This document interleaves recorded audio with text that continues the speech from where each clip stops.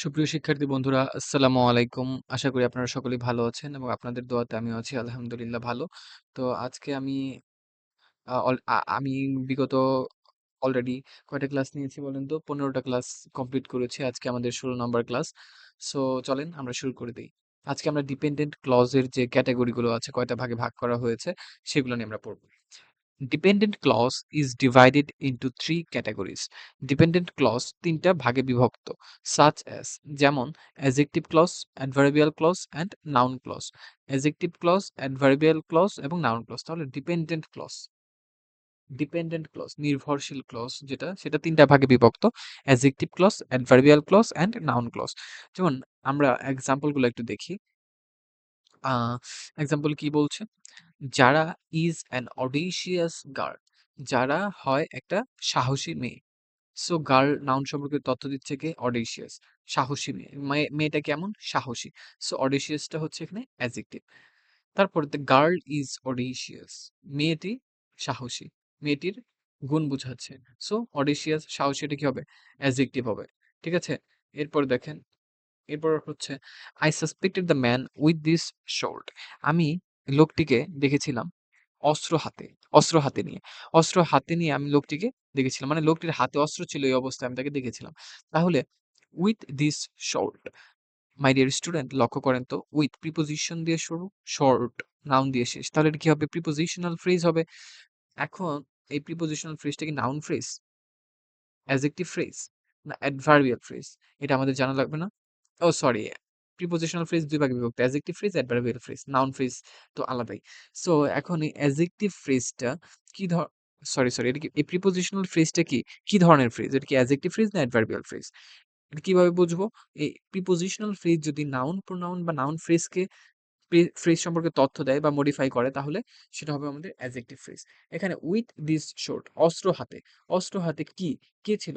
লোকটি, the man. The man noun ফ্রেজকে modify করছে। The man with this sword, the man with this sword মানে লোকটা অস্ত্র হাতে ছিল, অস্ত্র হাতে ছিল কার? লোকটার। সো যেহেতু উইথ দিস শোর্ট এই প্রিপোজিশনাল ফ্রেজটা দ্য ম্যান নাউন ফ্রেজ সম্পর্কে তথ্য দিচ্ছে, মানে অস্ত্র কার হাতে ছিল? লোকটির হাতে ছিল। দ্য ম্যান সম্পর্কে ইনফরমেশন দিচ্ছে, তাই এটা হয়ে যাবে আমাদের অ্যাডজেক্টিভ ফ্রেজ। পরেরটা লক্ষ্য করেন, the lady on the beach is a harpy, মানে ওই বিচ মানে সৈকত, সমুদ্র সৈকতের উপর আহ থাকা লেডি, মহিলাটি হয় একটা হার্পি, মানে একটা হাবসা, একটা নোংরা, বাজে এরকম। So on the beach is a harpy, তাহলে অন প্রিপোজিশন দিয়ে শুরু, হার্পি নাউন দিয়ে শেষ, তাহলে এটা একটা প্রিপোজিশনাল ফ্রেজ। এখন এই প্রিপোজিশনাল ফ্রেজটা কার সম্পর্কে ইনফরমেশন দিচ্ছে? দ্য লেডি নাউন ফ্রেজ সম্পর্কে, তাই এটা হয়ে যাবে অ্যাডজেক্টিভ ফ্রেজ। পরেরটা দেখেন, the girl invited a man, লোকটা একটা মেয়েটিকে ইনভাইট করেছিল, আমন্ত্রণ জানিয়েছিল, হু ওয়াজ কয়লেস, যে ছিল নোংরা, বাজে। সো হু ওয়াজ কয়লেস এটা হচ্ছে একটা আমাদের আমরা পড়বো সামনে রিলেটিভ রিলেটিভ রিলেটিভ ক্লজ বা রিলেটিভ প্রোনাউন, রাইট? এই যে হোটা কি, ওটা হচ্ছে ক্লজ মার্কার। এখন এই ক্লজ মার্কার দিয়ে শুরু হলো যে ক্লজটা, এই ক্লজটা হয় অ্যাডজেক্টিভ ক্লজ হইতে পারে, অথবা নাউন ক্লজ হইতে পারে, বা অ্যাডভার্বিয়াল ক্লজ হইতে পারে।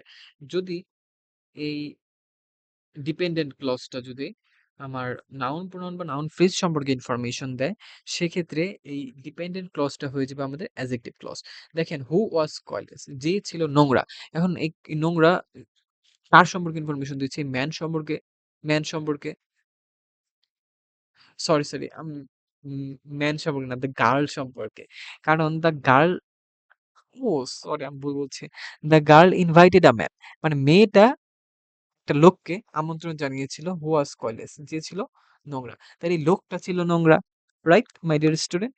তাহলে এই হু ওয়াজ কয়লেস আ ম্যান নাউন ফ্রেজ সম্পর্কে ইনফরমেশন দিচ্ছে, তাই ডিপেন্ডেন্ট ক্লজটা হয়ে যাবে আমাদের অ্যাডজেক্টিভ ক্লজ। সামনে আমরা অ্যাডজেক্টিভ ক্লজ নিয়ে পড়বো ইনশাল্লাহ। সো ওইখানে আমরা একদম ১০০ ক্লিয়ার হয়ে যাবো, 100%। সো আজকে আমাদের লেকচারটা এই পর্যন্তই থাকবে। সো আশা করি আপনারা আমার ভিডিওগুলো ফলো করবেন এবং সাবস্ক্রাইব করে আমার পাশেই থাকবেন। ধন্যবাদ আপনাদের সবাইকে। আসসালামু আলাইকুম ওয়া রাহমাতুল্লাহি ওয়া বারাকাতুহু।